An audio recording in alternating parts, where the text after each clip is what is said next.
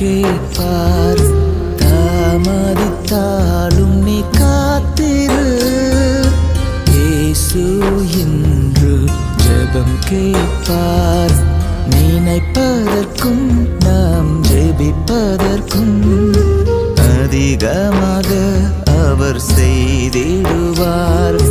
நினைப்பதற்கும் நாம் ஜெபிப்பதற்கும் அதிகமாக அவர் செய்திடுவார்.